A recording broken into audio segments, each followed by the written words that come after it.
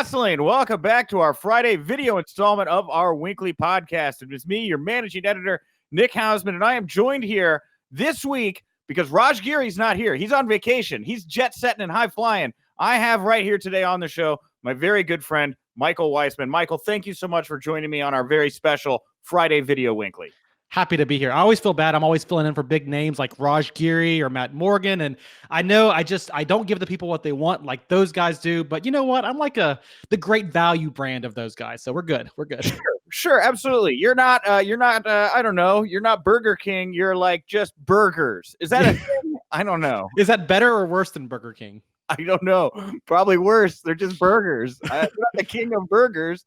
I'm not the king. I'm just burgers. We'll take it. It's the Burger Prince. That's a good nickname for you, the Burger Prince. I do love cheeseburgers. It is my desert island food of choice. So there you go.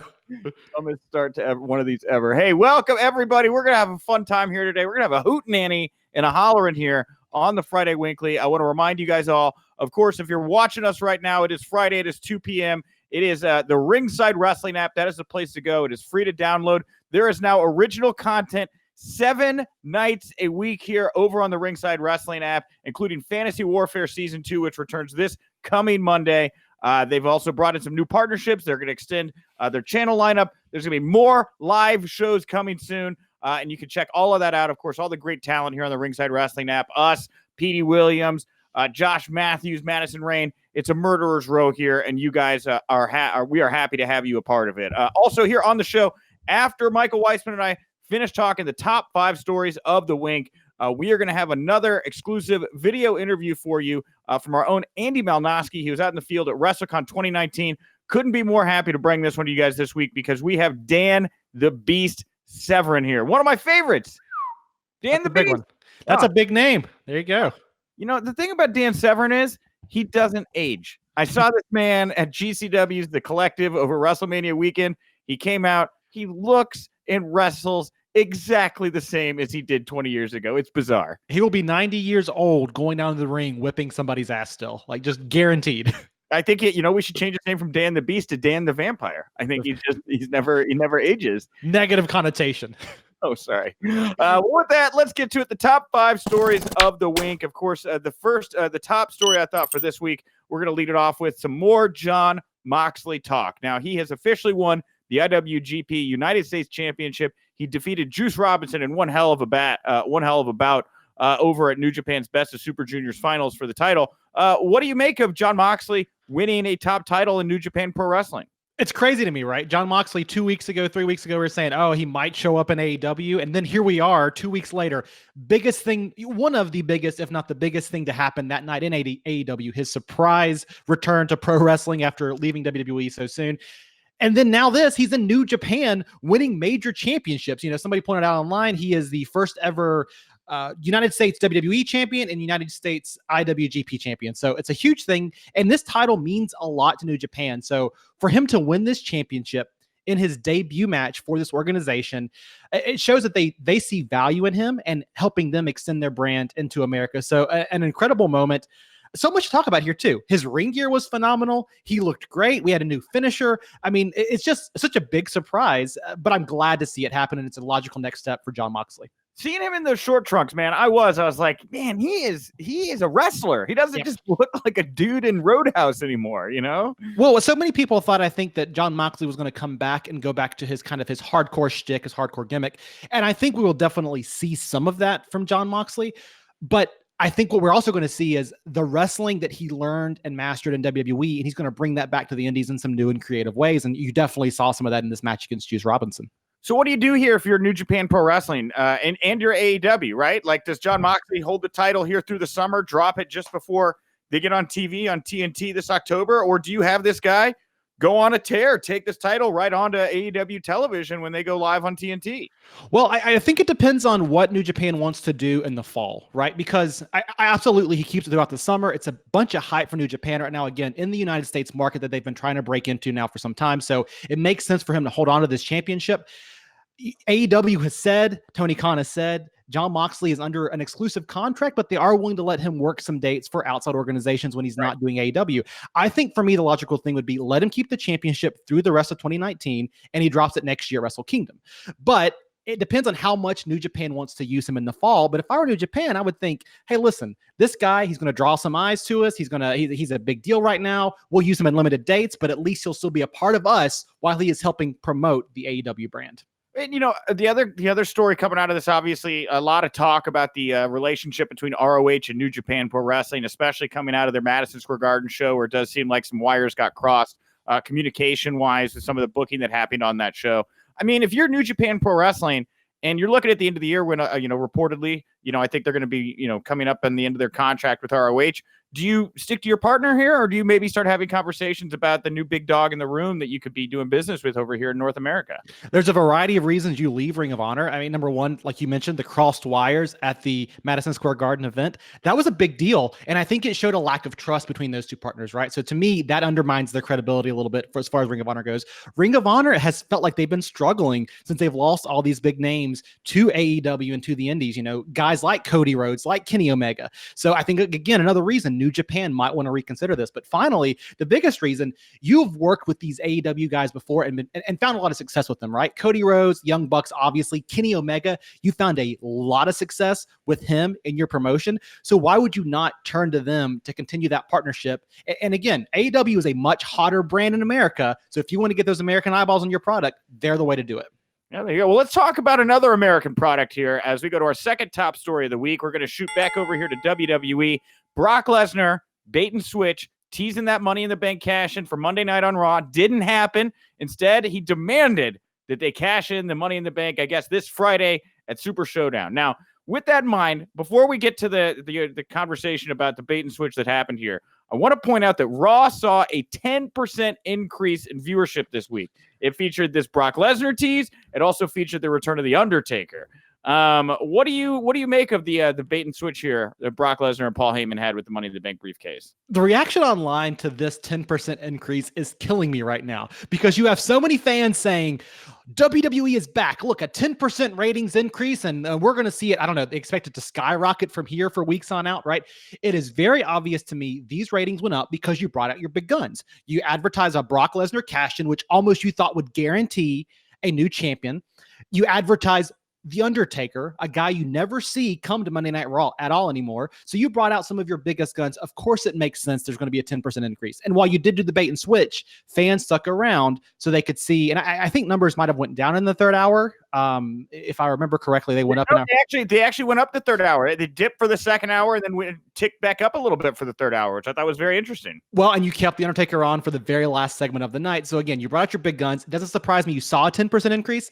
The question is, how do you follow that up, right? Do these fans follow you to Super Showdown on Friday, right? A WrestleMania equivalent that takes place again in the middle of the day, in a business day on a Friday without women wrestling, yada, yada, yada. So do fans follow you there? Do they tune back in next Monday? And I think that's where WWE will likely be sorely disappointed. Now, we might have a hot angle here. You mentioned Brock Lesnar. He's advertising that he's going to cash in on Friday, and maybe he does, and that's going to spike viewers. But I would be surprised if that 10% increase is built upon next Monday. I would be shocked if it goes higher than that next Monday. And I would be surprised if that 10% even sticks around for next week's Raw. Yeah, I mean, is there a boy who cried wolf factor here, right? I mean, or wrestling fans desensitized to the bait and switch now? They're just like, oh, well, I was promised one thing, didn't get it, but you know what? It's free television. I don't care. How do you think the fans will react to these kinds of decisions? My question is those fans that tune back in Monday, right? You tune in knowing there's going to see some kind of newsworthy event happen. It doesn't happen. Did those fans get enough from that show? Did they get enough incentive to tune back in next week where the storyline's conveyed in a way where they're like, I want to follow up on that, and that. And I don't think they were, Nick. Top to bottom, that show was just it was kind of meh, right? And the segment we talked about here with Brock Lesnar, it builds into Friday, but I don't know that fans saw enough there to compel them to tune back in next Monday to follow up on what they saw this past week. Yeah, well, I mean, and I think Firefly Funhouse, it's not here on our run sheet, but man, it just got even weirder this past Monday night. And I wonder, do you think people are going out of their way to watch Raw right now? Is there a Firefly Funhouse factor, or are people waiting to catch it, on the YouTube channel the next day? I don't think there's anything about, you talk about Brock Lesnar cashing in. That's a newsworthy moment, and you want to see it in the moment because, spoiler alert, right? You see it on Twitter, you missed it, the surprise, the shock factor, all of that. I think Firefly Funhouse is one of the things that's actually working for WWE Creative, for main roster, for Raw right now. And I think it does get a lot of attention online, which is great. However, it's not the kind of thing that is must see in the moment, right? So if you do miss it at the 10:05 hour on Monday night, you can very easily catch it after the show is over the next day. And the fans who are really into this, which I think are fans, obviously us, but we're into wrestling, but some of the more casual fans who like the weird stuff, they're already hanging out on YouTube and catching all these kind of off-kilter things through those channels anyway. So I don't think it's too... Now, WWE obviously feels different, right? This past Monday night, they hyped Firefly Funhouse multiple times throughout the evening. They made a big deal. They showed the fans in the arena watching it, which I was very against because I think it takes you out of the moment, right? This needs to kind of exist outside the WWE universe to me. But WWE obviously believes that segment and what Bray Wyatt is doing there is popular enough to put eyeballs on their product. Well, let's talk about another thing that seems to be popular here as we go to our third top story of the week, and it involves the WWE 24/7 Championship. Now, just in the past week, and you know what? I have to update this run sheet here now because of something that happened in the past hour, but here, I'll lay it out. R-Truth lost and won the title to Jinder Mahal on a golf course, right? That segment alone online did over 6 million views. That is ridiculous, okay? R-Truth then lost and won back the title to Elias on SmackDown on Tuesday. He pinned Elias underneath the ring. It was actually pretty cool. They released the footage of that online after the fact. I actually thought that was pretty creative. And then just today, Jinder Mahal jumped R-Truth from behind, or I should say yesterday, because this is on Friday. Yesterday, R-Truth gets jumped from behind by Jinder Mahal, and now Jinder Mahal is the 24/7 champion. Now, before we get to all the shenanigans breaking that down, TalkSport spoke with Mick Foley, former Raw general manager, and he really hammered home here that WWE is looking to bring back Attitude Era elements in that third hour of Raw, make it feel different. This 24/7 championship definitely in line with that. Man, we had 6 title changes here in a week. What do you how do you feel about the 24/7 championship right now, Michael? I've had lots of feelings about it, most of them very negative from the offset. I did say this week on the WINCLY we did Tuesday that, I enjoyed some of the shenanigans we've seen since then. I think it does a lot better when you're focusing on R-Truth. It's obviously a comedy title. It's obviously a comedy shtick, and R-Truth is really selling the hell out of this. So I think that he is really doing wonders for this 24/7 championship from an entertainment standpoint. I like what they did on Monday night with him being under the ring. When it's everybody chasing him, I don't buy in. But when we have Jinder Mahal tracking him down on a golf course to cash in, or running him down at an airport or right outside an airplane and rolling him up for a win, I question, why was the cameraman there? Does the cameraman just follow him around now 24/7? But either way, I enjoy those clips, right? They're 2 or 3 minutes of fun little comedy. I can watch them on my phone. Somebody alerts you, the YouTube notification pops up. So from that perspective, it's working. And actually, it's engaging me as a WWE fan throughout the week in a different way. So if you look at it like that, and the 6 million views you mentioned, right? Maybe there is something to this in using the 24/7 championship that way. Yeah, but is it sustainable, Michael? That's what I wonder about, right? Like the creative focus is so heavy on it right now, and I figure at some point they're going to pivot and they're going to want to pull back on this idea and not make it a central focus. And as soon as that happens, I wonder what happens to this division, right? Because realistically, one of the reasons this has worked is sure there's the viral videos and stuff, but they are inserting truth in this title pretty much into the main event of both shows like every week. And I think that's done a lot for it. I just wonder how sustainable is that?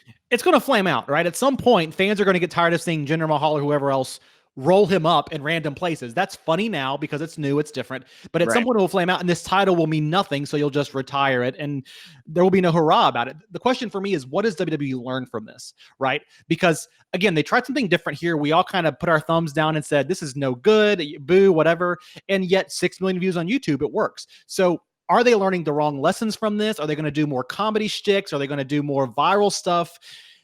Firefly Funhouse, again, we mentioned that earlier. That is a viral type video that is working because of online circulation, right? So what lessons are they taking away from these things that maybe we as wrestling purists don't like as much? But I think the lesson Vince is learning is he is a creative genius, and that obviously this is working, and everyone should shut up and let Vince McMahon run his company and stop doing podcasts about what he's doing and wrinkling people. Just let the man be a genius, obviously, is what we're learning from this. Jon Moxley never learned his lesson. I mean, if he would have just gone all in with the comedy shtick, if he would have been more of the people, like, that's some good, the line. So anyway, if they'd have done all that, Jon Moxley would have been, he'd still be WWE right now, right? Jon Moxley's like, you know what? I regret my podcast with Jericho. Vince is right. Obviously, prop comedy is the key to people's hearts. This 24/7 championship is working. It's great. The 24/7 title is a prop. So there you go, Vince McMahon. It's great. It's great. Fourth big story of the Wink. We had a huge show over the weekend, NXT Takeover 25, WWE's response.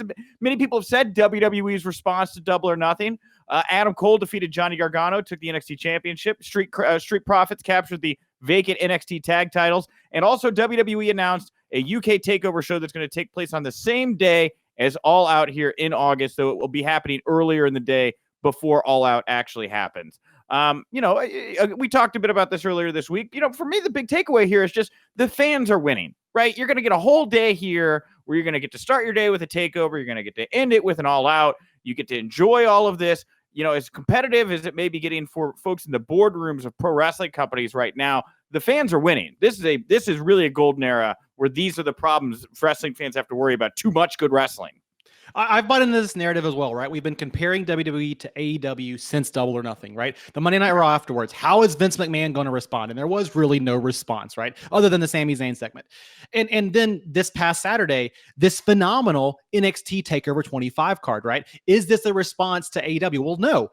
NXT has been hot for years now. This is the exact same kind of card they've been delivering time and time and time again, right? It's not the exact same from the perspective of AEW had surprises and they had to build in some narratives because they don't have weekly TV yet like NXT does. But I think it was Triple H who talked about how this NXT TakeOver cards are their way of kind of having the final Avengers battle after they've been building up all these stories for weeks and weeks and weeks.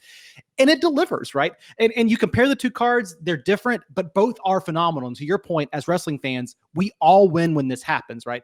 I think so many people are willing to jump on the AEW bandwagon already and discount anything WWE is doing. And I think that's a misnomer here because NXT has been so good for so long and will continue to be so good for the foreseeable future. But yeah, this UK takeover, same day as AEW, same day as a New Japan show. Are they responding to this? There's always a little bit of that, right? Triple H tried to play this off. There's always that conversation. But this show, this UK takeover show, is not as big as a typical takeover show. Now, when TakeOver 26, 27, 28, whatever it is, goes up against a major AEW pay-per-view, then we'll know 100% that it is a response to what AEW is doing. But I don't think we're quite there yet, right? Just enjoy the ride. I really would love to hear the conversations with Vince and Triple H right now. And Hunter's like, Vince, the way to turn the product around is just like I said, you got to tell stories that build epic climaxes, right? That's what we're good at NXT. And Vince is like, how about R-Truth locks Jinder Mahal in a porta potty, tips over the porta potty, and then Jinder comes out and he's all covered in poop, right? Because that's funny. And then Truth's got to lay on him, creating like a human poop sandwich, right? And then new 24/7 champion. How about we do that instead? Maybe that's literally some good poop, right? No, yeah, that's a climax for you, man. That is our true storyline culminates when a poop sandwich. Yeah, and they're rolling around. They're rolling around. Don't eat before you listen or watch this podcast for future weeks, right? Because we go to some pretty gross places there, WWE creative wise. All right, and lastly here, we in our fifth top story of the week, we are going to give you our quick predictions for WWE Super Showdown going down right now. If you're watching the show at 2 p.m. Central Standard Time, it has just begun, and we are of course going to have a post-show breakdown talking about the results of the show. Michael will actually be on that, so if you like Michael here, watch him then. He'll be with Glenn Robenstein. But real quick, Mike, we're going to go down the list, and you're going to tell me who you think is going to win each of these bouts. We'll start here on the kickoff show, the Usos versus the Revival. Who goes over? The Usos. Oh, man, I think it's the Revival's time, man, because they got to keep this going. Got to do more together. WWE is showing they're willing to let somebody lose and keep them in a feud. So I don't think they're not high on the Revival right now. The Usos. Okay, 50-man battle royal. We've got Elias, Carl Anderson, Luke Gallows, Mojo Rawley, the Singh brothers, maybe AJ Styles. A couple other people, maybe Matt Riddle be in this mix. Who wins this 50-man battle royal? Is this for anything? Are there stipulations involved? Remind me. Pride. That trophy, that terribly huge trophy they can't get through customs. Elias, I like him as a pick. Maybe you do something with R-Truth in this moment. You bring him out here. He could maybe have a surprise victory there. Yeah, Sure. Yeah, maybe a 24/7 championship match breaks out during the 50-man battle royal. So, let's see, Roman Reigns versus Shane McMahon. I think you go with Roman, right? Because Roman is going to be going on to feud with Drew McIntyre. So, yeah, I agree. I think it's got to be Roman here. Braun Strowman versus Bobby Lashley. It's a tough one. Bobby Lashley desperately needs a win, and it seems like they've given Braun a lot of kind of momentum in recent weeks. So I'm going to go with Bobby here. Yeah, I got to go with Braun. You know, they had him win the Greatest Rumble over there. I think there's like if there's a language barrier, this is such a dramatic guy. He's so big. I think the fans there would probably dig out on it. So I'll go Braun. Triple H, Randy Orton. Ooh, this is a tough one, right? Fans online are saying Triple H is using this to prop himself up, but I think they're trying to play nice with Orton right now, and I think Orton goes over. Hunter buries him. Wow. They alluded to it on the promos, right, on Raw, where it kind of ended all weird. And I think they're gonna have Randy Orton come out and have just cause to be upset, that he lost or whatever to the mighty Triple H the next day, and continue to stoke the internet fans with this one. That's right. Until Randy Orton shows up at AEW Triple or Nothing next year. Lars Sullivan's gonna take on the Lucha House Party. Lars Sullivan. Is that even a question or is that a statement? Okay, Lars Sullivan's going to win. Andrade is going to take on the Demon King Finn Balor for the IC title. Finn Balor. Finn? I think Andrade. I think this is where they do the switch. I think they play to a fan base here where they really enjoy having the baby faces win here in Jeddah. So that's fair. Yeah, this is like a as big, if not a WrestleMania show, and that's what they do at Mania. Undertaker, Bill Goldberg. This one's tough. I almost think, I'm torn, right? But on the one hand, I'm like Taker. He always wins in these matches. On the other hand, Bill Goldberg, you got him back, and he tends to win in the situation. So I think I'm going to go with Bill Goldberg here. I'm going Goldberg too. Set up the sequel, right? Undertaker coming back for vengeance here on a Goldberg who got a victory on him. So these guys total the age of 101 in total years of age. So there you go. WWE title match, Ziggler going up against Kofi Kingston. Now, Kofi has done the Ghana trip, which I said for a while, like he ain't dropping the title until he does the whole Ghana documentary. That is done. Do they continue on with this guy, or is it Ziggler's time? I don't think it's Kofi or Ziggler's time. I think this is where Brock Lesnar cashes in. You think Brock will cash in here and take the title from Kofi Kingston? I think they've been teasing it. Vince McMahon loves his surprises, right? And they've kind of downplayed his willingness to cash in on the WWE Championship. I think Seth Rollins, they like him being their face of Monday Night Raw. I think they've done the thing with Kofi Kingston, and it would be more shocking to have Brock Lesnar decimate Kofi Kingston, who is having such goodwill right now. So in Saudi Arabia, you're going to have Brock Lesnar destroy Kofi Kingston and take the title in Saudi Arabia, going from the feel us to feel good stories to the what am I doing? I need to take a shower moments. Is that kind of It's called drawing heat, right? Oh, I guess you're right. All right. Well, then I guess you answered my question there. Corbin Rollins. Corbin ain't going to take this title. Like Rollins, you think carries the title out of this one, and Brock will be involved in the other bout. Yeah. I think Baron Corbin wins best dressed wrestler of the night and still loses this match. So there you go. Yeah, I think Rollins will win too if he doesn't get cashed in on. Though I hadn't really thought about the Kofi swerve. That's interesting. All right, well, guys, I want to thank ladies, gentlemen, everybody. Thank you very much for tuning in. We're not quite done here yet. We're going to kick it over now to our good buddy Andy Malnoski from WrestleCon 2019 as he chats with Dan the Beast Severn. This is great. Dan the Beast Severn giving us some insight about his career. And, your rivalry. It's history. I want people to understand. History. I love history. History is great. Call it history or just grabbing someone by the back of the scruff of the neck and rubbing their nose in reality. I'm also that guy, too. Oh, yeah. Vicious, down to the mat, ground and pound. Is that rivalry with Shamrock into WWE, did it play out the way that you'd hoped in wrestling? No, I'd say that, Vince McMahon, his creative team, they missed out on a great opportunity. Again, were we before our time?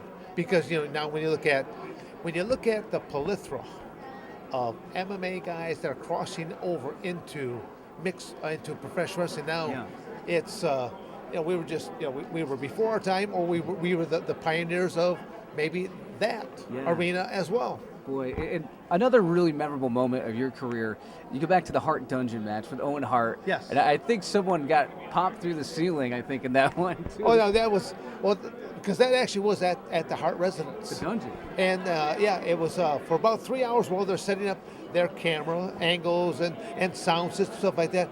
I'm up in the living room and I'm sitting down and I'm talking with Stu Hart.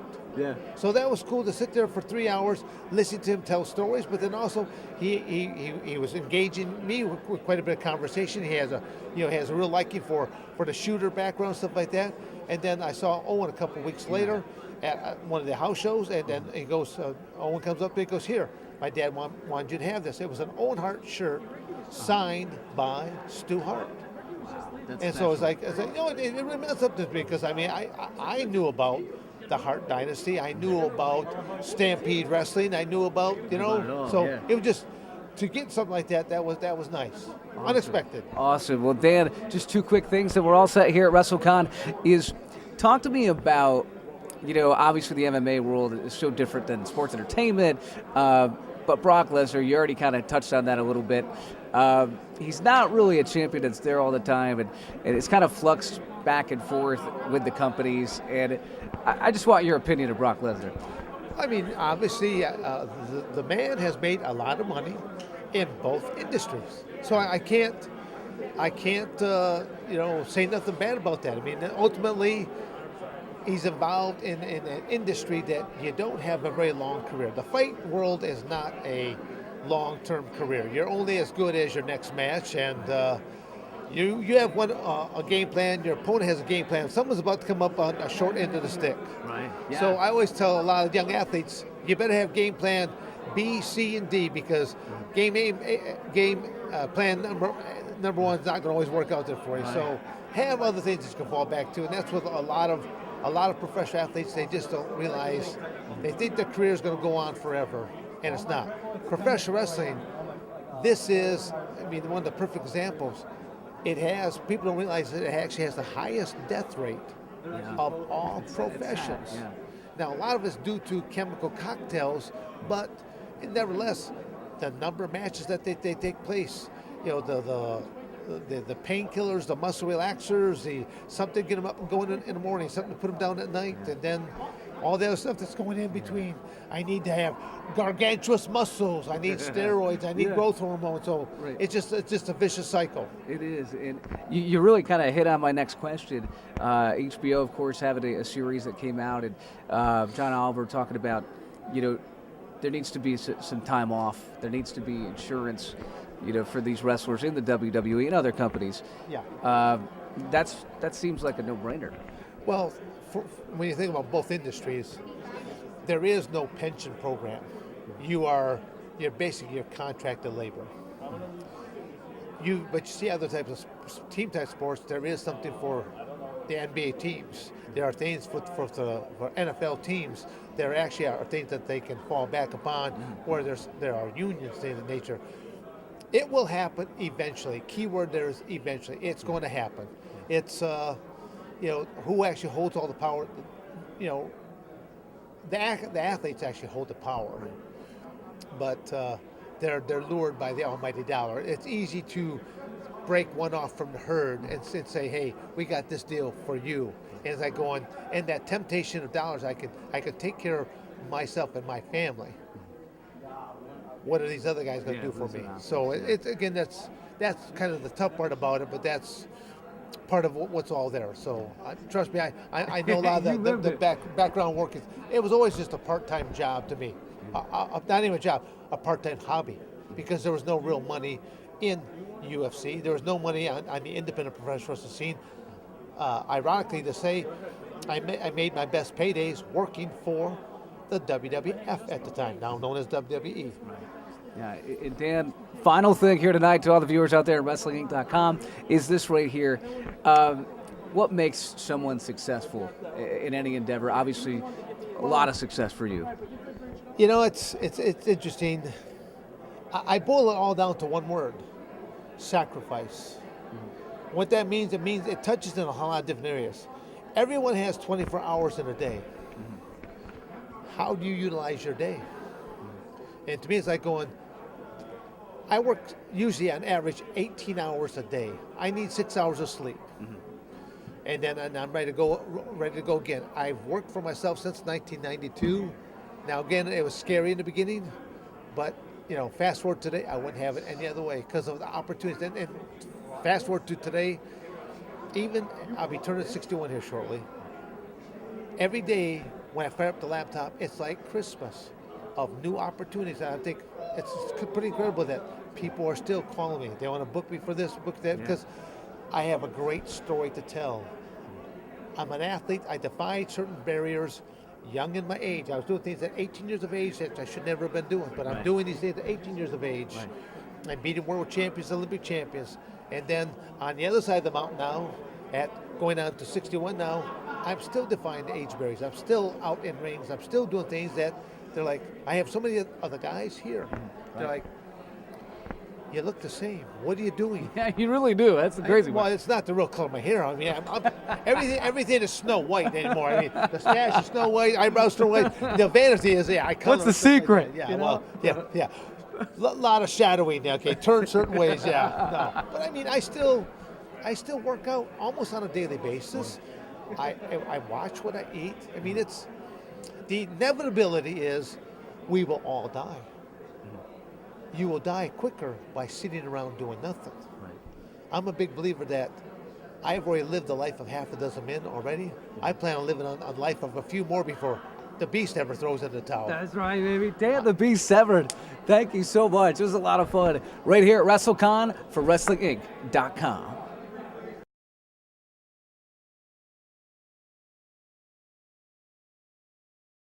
Thank you very much, Michael Weissman, for joining me for the top 5 stories of the week at the top of the show. Thank you very much, Andy Malnoski, for going out and getting that great interview there with Dan the Beast. And thank you all for tuning in here to the Ringside Wrestling app. We are here every Friday, 2 p.m. Central. Tune in, join the Hangouts.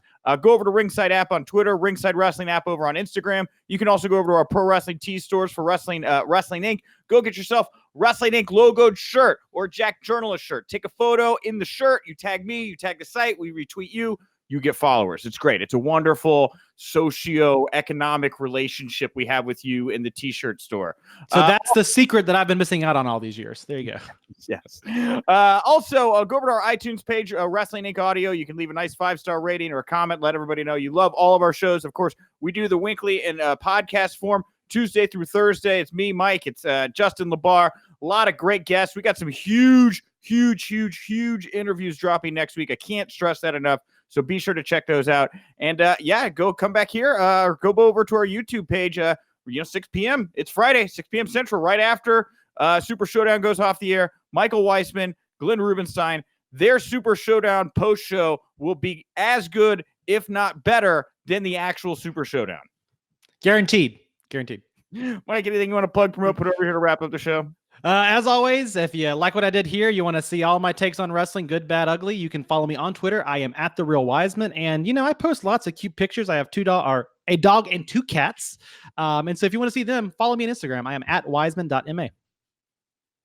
Thank you all very much for tuning in. I am Nick Hausman at Wink Rebel over on Twitter. And remember, if you winked, you didn't miss it.